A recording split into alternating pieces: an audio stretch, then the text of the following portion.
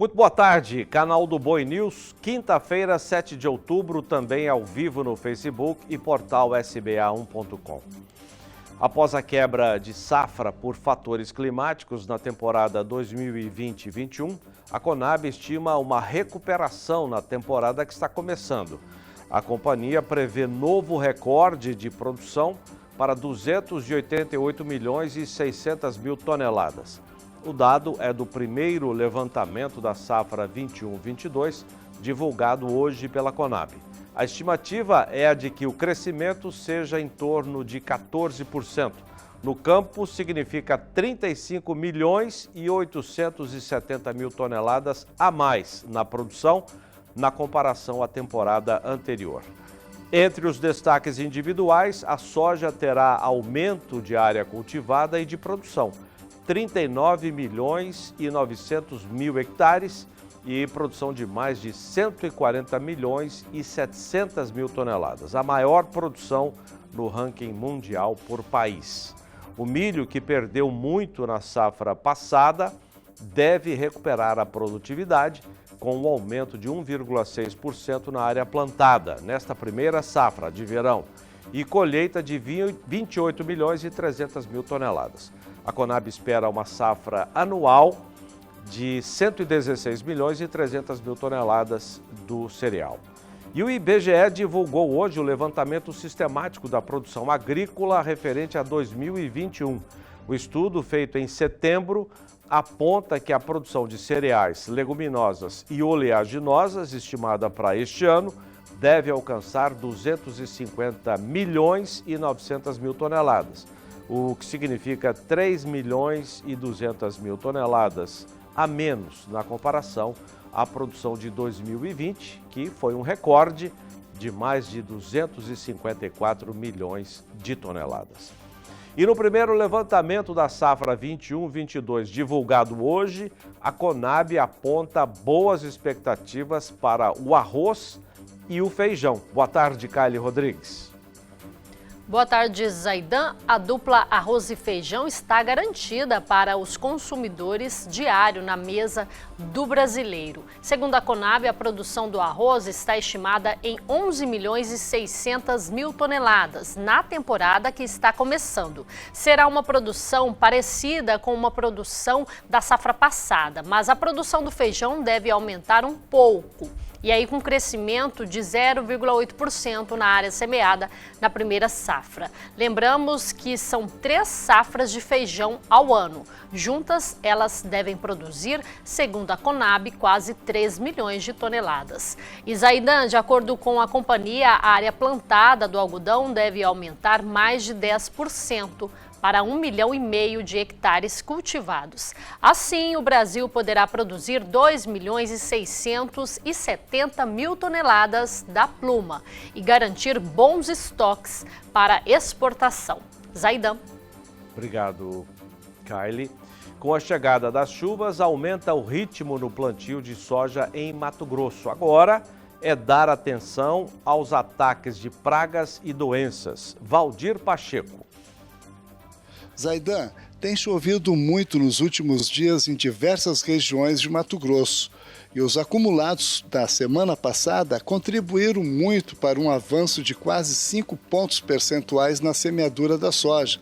Com isso, o plantio se encontra em quase 7% do total da área, que é estimada nesta safra no estado em 10,8 milhões de hectares. Apesar dos bons volumes de chuvas registrados no estado, algumas regiões não receberam uma boa cobertura, como é o caso do Centro-Sul, que devido ao volume pluviométrico muito baixo acumulado na última semana, apresentou um menor percentual semeado de acordo com o último levantamento realizado pelo Instituto Mato Grossense de Economia Agropecuária no boletim divulgado ainda no início desta semana. A preocupação agora é com a pressão de pragas nesta fase inicial da cultura da soja, o que pode comprometer desde cedo o potencial produtivo das lavouras. Para evitar ou minimizar este impacto, é preciso adotar ações de manejos preventivos antes mesmo do cultivo das sementes. O ataque começa com as pragas iniciais,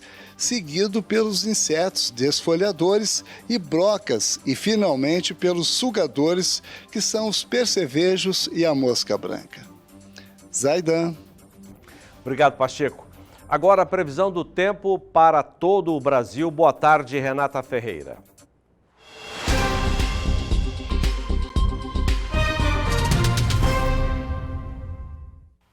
Boa tarde, Zaidan. Boa tarde a todos que acompanham o CB News. Aos primeiros dias de outubro, a chuva tem sido bastante volumosa em grande parte do país, né? E hoje essas precipitações continuam, mas vamos lá para a região sul ver como fica o tempo hoje. Hoje o dia segue chuvoso entre o norte aí do Rio Grande do Sul, Santa Catarina e também Paraná. Na capital gaúcha, só a chance de chuva mais isolada no período da tarde e à noite.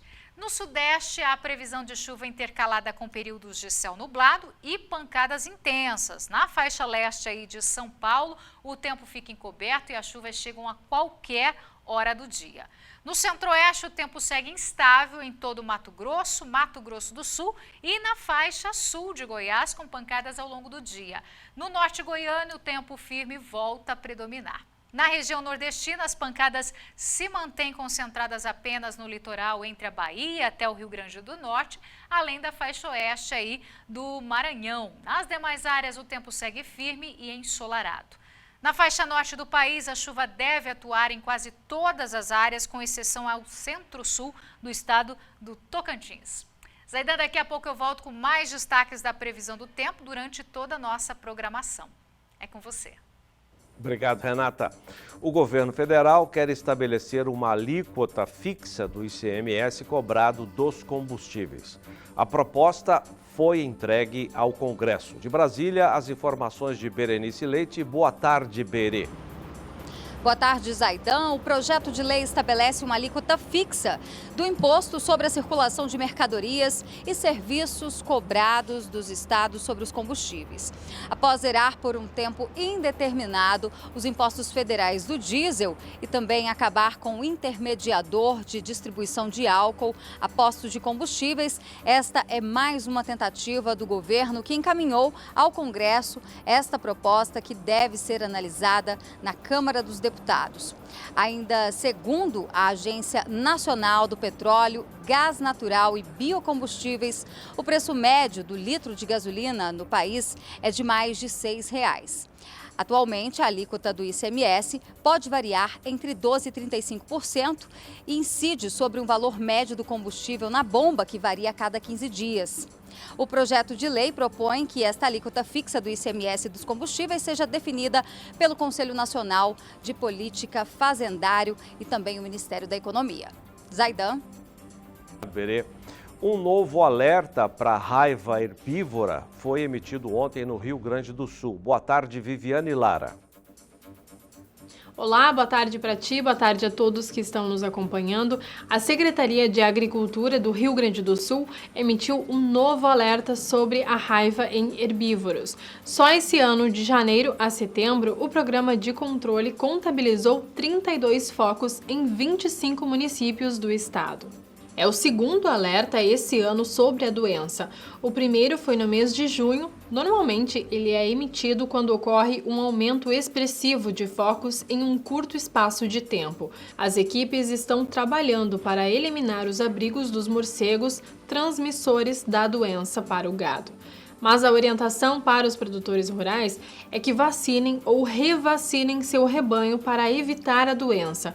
Em caso de encontrar um esconderijo, é preciso avisar a inspetoria veterinária do seu município e, de modo algum, tentar capturar esses animais sozinho. Volto contigo aí no estúdio, Zaidan. Obrigado, Viviane. A Frente Parlamentar da Agropecuária pediu ao presidente Jair Bolsonaro um aporte adicional de dinheiro ao Ministério da Agricultura para custear a subvenção ao Prêmio do Seguro Rural.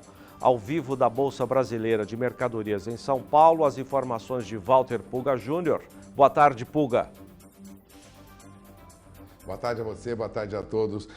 Durante um café da manhã ontem com o presidente Jair Bolsonaro, os deputados da Frente Parlamentar Agropecuária pediram ao presidente Jair Bolsonaro um aporte adicional, ou seja, um aporte de maior quantidade de dinheiro para custear, como você bem lembrou, a subvenção ao Prêmio do Seguro Rural. O valor para este ano, vamos lembrar, 924 milhões de reais, ele foi recorde, é verdade, mas com o aumento dos custos no campo e o aumento também do valor pago pelas commodities agrícolas, esses recursos praticamente se esgotaram rápido, né? Muito rápido. Tivemos o maior valor para a garantia de perdas que sofreu o produtor rural, disse o deputado Sérgio Souza, do MDB do Paraná, ele é presidente da Frente Parlamentar Agropecuária. E pedimos para o presidente que haja aí um volume maior de recursos, até porque nós não sabemos e não controlamos o tempo, a natureza, e precisamos ter garantia que o produtor tem equalização do prêmio para o seguro rural.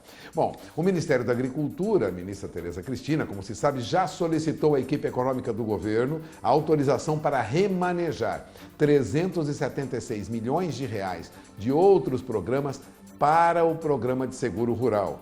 E quer também recursos para outras áreas, né? Bom, sem a suplementação, os produtores têm contratado o seguro com prêmio integral, ou seja, não haverá contribuição do governo. Bom, a Frente Parlamentar Agropecuária aproveitou e pediu também recursos, maiores recursos, né, para o crédito rural, segundo afirmou o deputado Sérgio Souza, repito, que é presidente da Frente Parlamentar Agropecuária. Há um movimento aí para, vamos dizer, alavancar o seguro rural no Brasil, Zaidan. E esse movimento é grande. Está no Congresso, está no Ministério da Agricultura e já permeia lá os técnicos do Ministério da Economia. É com você. Fuga. A balança comercial de Mato Grosso do Sul apresentou saldo superior a 3 bilhões e meio de dólares até agora este ano. Boa tarde, Zé Cunha. Olá, Zaidan, boa tarde para você e boa tarde a todos. Entre janeiro e setembro deste ano, o Estado vendeu ao mercado internacional um volume correspondente a 5 bilhões 420 milhões de dólares e importou em mercadorias 1 bilhão 823 milhões. O valor é 16,09% superior em relação ao apurado em igual período do ano passado. Os principais produtos de exportação que influenciaram para esse resultado foram a soja e a celulose.